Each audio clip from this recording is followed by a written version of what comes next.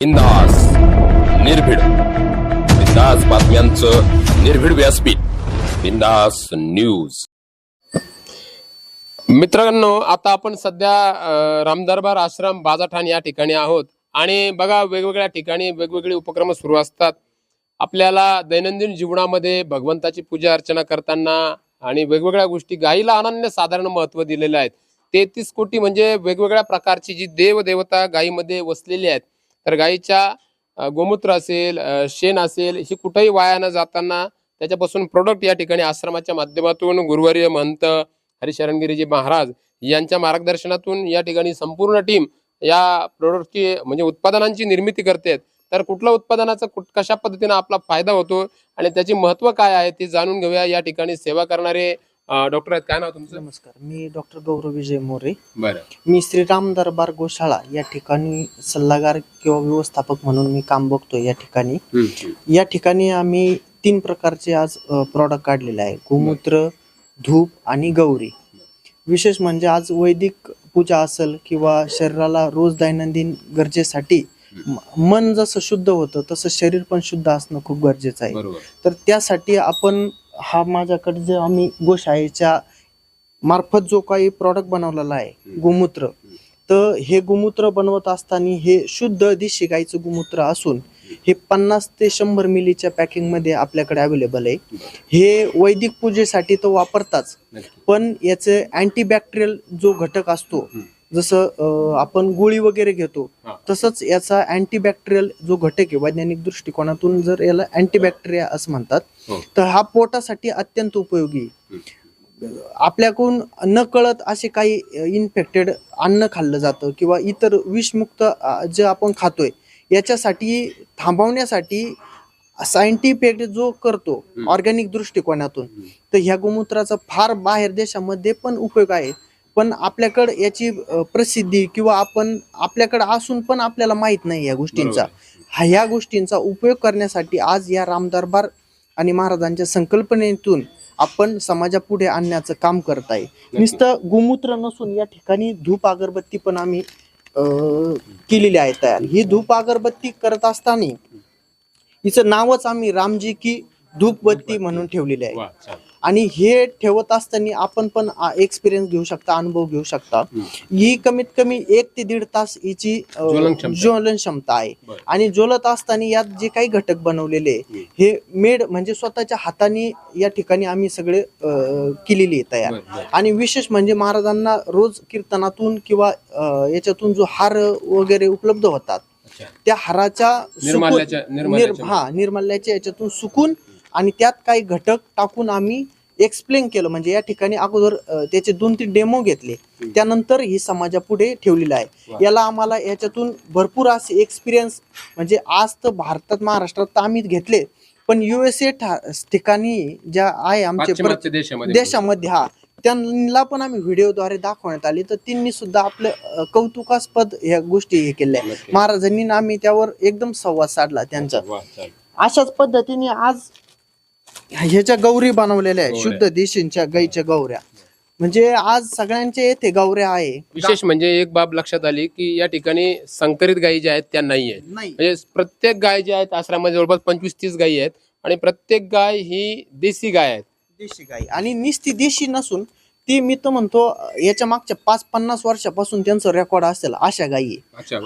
म्हणजे एकदम जेनेटिकली जरी टेस्ट केल्या तुम्ही तर त्यांचं पूर्ण रक्तासह भिनलेलं आहे त्यांच्यात. याच्यात संकरितपणाचा अजिबात त्यांच्यात गुण कुठलाही नाहीये. आता सगळ्यांच्या या ठिकाणी आपण शेतकरी, कृषी प्रधान देश आहे आपला, या ठिकाणी जोडधंदा म्हणून आपण शेती करतो. शेती करत असताना नुसतं याचा वैदिक दृष्टिकोनातून उपयोग होतो असं काही नाही, पण शास्त्रीय जर दृष्ट्या बघितलं तर आज ऑर्गॅनिक कडे लोकांचा कल फार वाढत चाललेला आहे. म्हणजे जसं भारतात वाढत चालला तसं परदेशामध्ये पण याची खूप प्रसिद्धी होत आहे. आज आपण खजूर हा जो पीक बघतोय तर भारतातून एक्सपोर्ट केलं जातंय, शेण वगैरे, गोमूत्र, गौऱ्या. तर आमचा पण संकल्प हाच आहे का आपण या ठिकाणी पण आता इथून पुढे डेमॉन्स्ट्रेशन ठेवणार आहे की ज्या गौऱ्या आहे, शेण आहे, गोमूत्र आहे, यांच्याद्वारे ऑर्गॅनिक शेती कशी पद्धती केली जाईल आणि जी शेतीतून खर्च होणार आहे रासायनिक खतासाठी किंवा माणसासाठी जे हानिकारक गोष्टी याचा वापर कमी करून शुद्ध आणि पीक कसं घेतलं जाईल किंवा त्यातून प्रॉडक्ट कसे भेटले जाईल हा उद्दिष्ट महाराजांचा असून या ठिकाणी आम्ही या ठिकाणी प्रयत्न करत आहे. नक्की. आपल्यासोबत या ठिकाणी रामदरबार आश्रमामधील सेवेकरी म्हणूया आपण, ज्यांना प्रभू रामचंद्रांचे सेवेकरी म्हणूया, या आश्रमाचे मठाधिपती म्हणूया, ज्यांच्या मार्गदर्शनामध्ये एकादशी निमित्तच नव्हे तर इतर दिवसाला सुद्धा हजारो भाविकांची या ठिकाणी वर्दळ असते आणि प्रत्येकाच्या जीवनामध्ये एक अनन्यसाधारण महत्त्व दिलेला अनुभव गुरुवार्यांच्या माध्यमातून पोहोचलेला आहे. तर या सगळ्या उपक्रमामागील हेतू काय आहेत, काय सांगाल मग? त्याचा उद्देश हेतू हाच आहे, शुद्ध हेतू, जेणेकरून आपण इथं गाया राखतोय, फक्त 2-3 गाया दूध देत आहे, पण गाईचं एकही असणारं वाया जात नाही. गाईचं शेण पवित्र, गोमूत्र पवित्र, गाईचं पाहणं पवित्र. गाय गेल्यानंतर सुद्धा, आपण मेल्यानंतर सुद्धा वैतरणी नदीतून पार तारणारी ही गायची गोमाताच आहे. म्हणून आमचे इथे जे सेवेकरी मंडळी आहेत त्यांचं काही त्यातून त्याला लाभ मिळावा, त्यांची जे नोकरी त्यांना मिळावी, म्हणून आपण हा उद्देश हाच आहे. आणि प्रत्येक जीवाला, प्रत्येक मनुष्याला शुद्ध मिळावं, कारण प्रत्येक मनुष्य आज असं विषच खातोय. आपण आज फवारणी करतो, उद्या आपण मेडिकलमध्ये नेतोय विकण्याकरता बाजारामध्ये, तर ते करता गावरान गाईचं दूध, गावरान गाईचं तूप, गावरान गाईचं शेण, गोमतीर पूर्ण हे शुद्ध आहे आणि प्रत्येक मनुष्याने घेतलंच पाहिजे. हिंदू धर्म तेव्हाच टिकेल जेव्हा गाय वाचेल तेव्हा. गायीशिवाय कोणताच हिंदू धर्म आपण त्याला अस्तित्व असू शकत नाही. गाय कष्टी तर आपण कष्टी राहणारच आहेत. म्हणून आमचे सर्व रामदरबारच्या सेवेकरांनी त्यांच्या मनात जे आलं प्रभूच्या इच्छेने ते सर्व आता हे नवीन आम्ही सुरू केलेलं आहेत. अजून काय काय पुढं होईल दुसरी रामजी की इच्छा, आणि आम्ही ते नाव दिलं रामजी की धूपबत्ती. त्यामुळे खूप लोकांची प्रतिक्रिया चांगली आली की रामजीच्याच नावाने आपण जे करतोय, जेणेकरून रामजीचा धूप, गाईचा धूप त्या घरात जळेल तर अनिष्ट असेल, जे असेल तो वास्तू दोष निघून जातो असतो. जेणेकरून आपण जे धूप लावतो ते डास जावा म्हणून, हे जर लावलं तर तिथं सुद्धा डास सुद्धा राहणार नाही, तिथं मत्सर राहणार नाही, मच्छर राहणार नाही. मत्सर बी जाईल आणि मच्छर बी जाईल. असं ते गायच्या मध्ये खूप मोठी ताकद आहे. प्रत्येक व्यक्तीने, आमिष नाही, प्रत्येकाने गाय पाळली पाहिजे आणि हे आपण केलं पाहिजे, असा माझा उद्देश आहे. बाकी काही नाही. रामकृष्ण, जय गोमाता. मित्रांनो, रामदरबार आश्रमामध्ये आपण बघितलं की वेगवेगळी उत्पादनं सुरू आहेत आणि घरामध्ये जर रामजींच्या नावानं आणि देशी गायींच्या जी काही गोमूत्र असेल, शेण असेल, या माध्यमातून तयार केलेली जी उत्पादनं आहेत, त्या उत्पादनाला रामदरबार आश्रमाचे महंत गुरुवर्य हरिशरणगिरीजी महाराज बाबांचा हात लागलेला असतो. आणि दुसरी गोष्ट म्हणजे आशीर्वाद प्राप्त होतो, तो म्हणजे प्रभू रामचंद्रांचा. त्यामुळं घरामधील जी काही नकारात्मक ऊर्जा आहे ती सुद्धा नष्ट झाल्याशिवाय राहणार नाही, हा विश्वास महंत हरिशरणगिरीजी महाराजांनी व्यक्त केलेला आहे.